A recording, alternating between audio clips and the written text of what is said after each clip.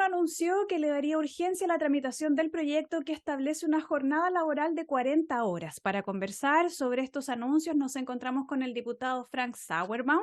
Él es representante de la región de Ñuble y además forma parte de la bancada de Renovación Nacional e integra la Comisión de Trabajo. ¿Cómo está, diputado?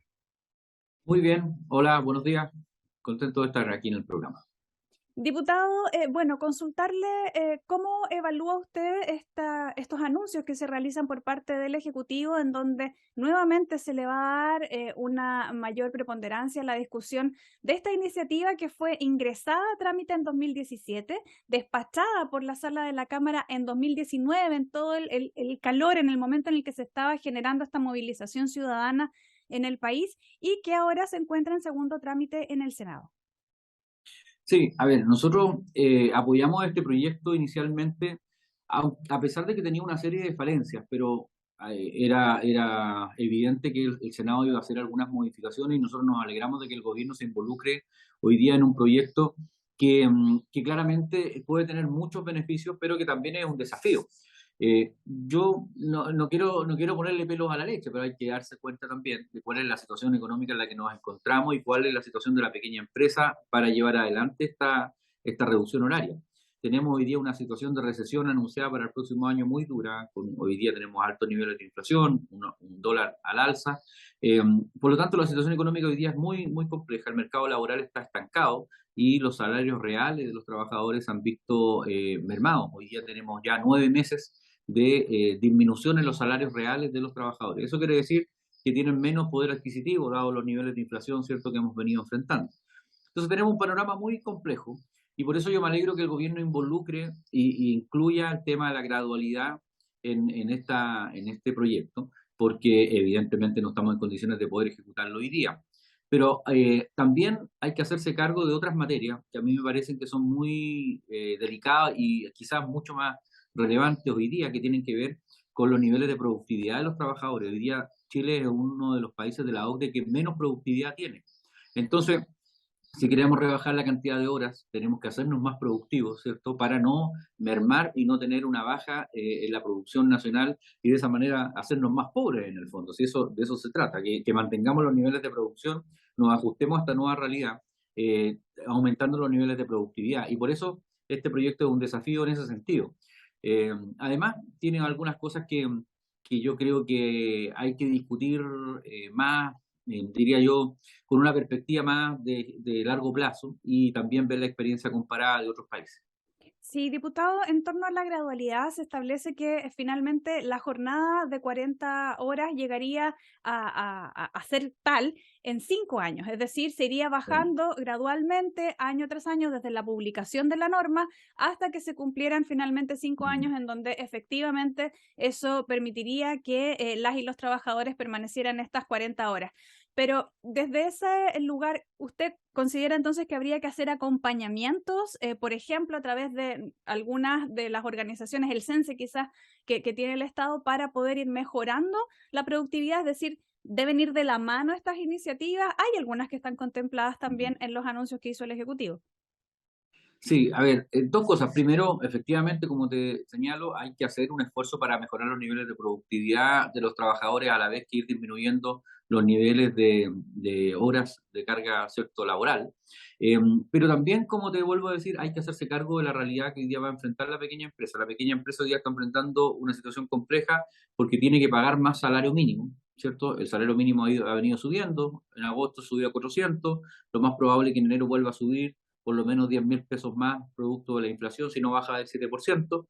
Además, no nos olvidemos que el gobierno va a presentar este mismo mes un proyecto que aumenta la cotización previsional en un 6%, que en el fondo, con todo cariño y respeto por la ministra del Trabajo, pero eso es un impuesto al trabajo, porque si esa cotización previsional no va a terminar en el bolsillo del trabajador o en su cuenta de capitalización individual y va a este fondo común, simplemente es un impuesto al trabajo. Por lo tanto, cada empresa va a tener que pagar un 6% más por cada trabajador. Eso es.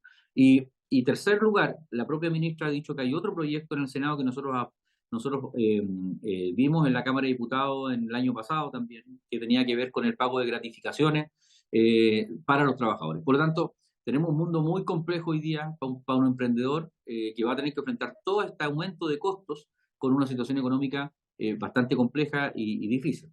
Entonces, tenemos que hacernos cargo primero de ir aumentando la productividad, pero también de ir aumentando el mercado laboral, mejorando el mercado laboral, ¿cierto? Y las perspectivas económicas que hoy día tiene el país. Eh, y por último, decirte que aquí hay que copiar un poco lo que ha sido la estructura que han hecho los otros países más desarrollados, que han ido disminuyendo su carga horaria, pero de una manera mucho más flexible. Por ejemplo, en Bélgica hoy día existen acuerdos de horas, de bloques de horas. Por ejemplo, cada 4 meses son 160 horas, ¿cierto? Por 40 horas mensuales.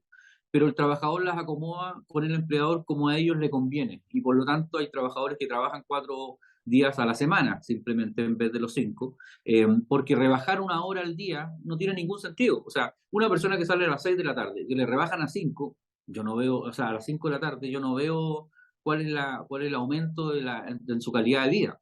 Quizás para esa persona sería mejor trabajar de lunes a jueves y el viernes no ir a trabajar simplemente para destinarlo a otros que hacer. Entonces, hay que ser mucho más flexible y ser mucho más creativo, sobre todo en un mundo que está hoy día más globalizado, que estamos mucho más conectados y que hoy día el teletrabajo, por ejemplo, se ha metido muy fuerte en las labores que tenemos. Además, hay que impedir lo que nos dijo la OIT hace mucho tiempo, ya hace 4 años atrás. La OIT fue a la Comisión de Trabajo a decir que venía un proceso, antes de la pandemia, imagínate, sin que se supiera todo esto, un proceso de mecanización de los trabajos muy importante, de tecnificación del trabajo. Por lo tanto, vamos a tener que capacitar a los trabajadores en otras áreas, porque va a quedar mucha gente sin empleo si tenemos una robotización, ¿cierto?, de muchos servicios. El caso del supermercado con la cajera es el caso más obvio y más evidente, porque lo vemos todos los días, pero situaciones como esas van a estar recurriendo permanentemente. Sí, diputado, y quería consultarle también en esta serie de factores que usted señala que están en juego, usted también como integrante de la Comisión de Hacienda, ¿cómo es que dialoga también estas iniciativas que se están tratando de proponer, de agilizar su debate por parte del Ejecutivo con la reforma tributaria? Ahí también en este último tiempo han habido algunos sectores por parte de emprendedores, de representantes de las pymes que señalan que la reforma tributaria tampoco estaría favoreciendo tanto a este sector, sino que poniendo más bien, complejizando su trabajo y la posibilidad de generar más inversión y desde ahí también generar mayor empleo. Sí. Mira, finalmente el gobierno ha ido reconociendo que el proyecto de reforma tributaria tiene una serie de deficiencias, dentro de las cuales está justamente que va a golpear, querámoslo o no, a la clase media y a la pequeña empresa. Por ejemplo, en una cosa que es bien evidente, nosotros le hemos dicho al gobierno, no puede ser que usted termine con, por ejemplo, con la depreciación acelerada que hoy día tienen las pequeñas empresas, que le ayudan mucho, ¿cierto?, tributariamente a poder tener algún tipo de ganancia.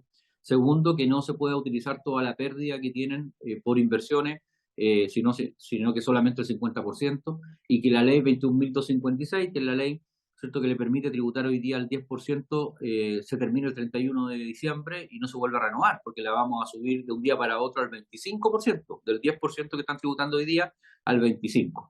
Entonces, además, el sistema que hoy día, tributario que ellos tienen hoy día también se quiere modificar y por lo tanto va a hacer que finalmente la persona tribute de la misma manera que, o mezclando sus ingresos junto con los de la pequeña empresa, cosa que hoy día es separado. Entonces, cosas como esas van a ser evidentemente mucho más complejo que el pequeño emprendedor pueda seguir adelante o alguien quiera meterse a ser emprendedor por todas estas complejidades. Como te digo, te nombré 4 o 5 solamente, pero son muchas más seguramente las que un emprendedor sabe y conoce de primera fuente. Entonces, yo llamo al gobierno a ser cauto porque todo esto tiene que ser paulatinamente. Si queremos beneficios para los trabajadores, tenemos que primero hacer una cosa que es fundamental, que es tener trabajo. Y hoy día todavía tenemos un mercado laboral estancado, un mercado laboral que no ha podido recuperar todos los empleos pre-pandemia, y menos generar empleos nuevos. Entonces, el gobierno debiera tener, paralelamente a todos estos beneficios que están muy bien, que estamos todos de acuerdo, una batería de proyectos para promover la inversión, para promover la generación de empleo, porque nos va a pasar lo mismo que le pasó a la presidenta Bachelet, que hizo una tremenda reforma tributaria, nosotros se lo advertimos, y finalmente quiso recaudar el 3% del PIB y terminó recaudando el 1,4%. Y eso se produjo porque se rebajó la base tributaria, por lo tanto hubieron menos empresas que estuvieron ganando plata y por lo tanto simplemente se recaudó menos de la mitad. Entonces, el objetivo de la reforma tributaria no son castigar a las empresas, no son castigar a las personas naturales tampoco. El proceso de reforma tributaria es para recaudar más, por lo tanto lo que tenemos que tener en la vista es eso. Entonces, si no hay inversión y no hay generación de empleo y no hay inversiones, difícilmente vamos a recaudar lo que el gobierno tiene proyectado. Diputado, y un poco para ir cerrando, considerando entonces que actualmente ya sabemos que va a haber gradualidad en 40 horas, si se aumenta en términos la flexibilidad y se mejora también la capacitación para mejorar la productividad de las y los trabajadores, ¿usted estaría dispuesto entonces a aprobar una iniciativa como se estaría proponiendo? Sí, claro, si nosotros estamos de acuerdo en el concepto, nosotros estamos de acuerdo en que hay que rebajar la carga horaria por todos los beneficios que eso trae, ¿cierto? Por toda la situación familiar también que viven los trabajadores chilenos. Pero este es un proyecto muy pensado en Santiago, porque digámoslo, con todo respeto y cariño, pero las diputadas que lo presentaron, el gran argumento era que los trabajadores estaban 3 horas arriba de la micro y arriba del bus en el metro. Eso aquí no pasa en el campo, porque aquí estamos cerca de todo.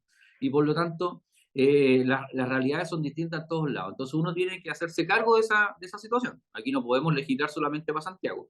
Aquí tenemos que legislar respecto de la realidad nacional y por eso la flexibilidad de este proyecto es importante. El trabajador y el empleador podrán ponerse de acuerdo, reduciendo la jornada horaria, pero llegando a un acuerdo en cómo le acomode más a los dos. Que no disminuyamos los niveles de producción y que podamos rebajar la hora, ¿cierto?, para que la gente pueda disponer de más tiempo. Pero como le digo, nosotros tenemos buena disposición, ya lo votamos a favor porque la idea central la compartimos, veremos cómo lo podemos seguir complementando. Un punto importante ahí, diputado, es real, eso de generar también un acondicionamiento del proyecto para las realidades diversas que tiene nuestro país, tan diverso en cada una de sus zonas. Muchas gracias, diputado, por este espacio de conversación sobre esta iniciativa que pronto llegaría a la Cámara de Diputadas y Diputados.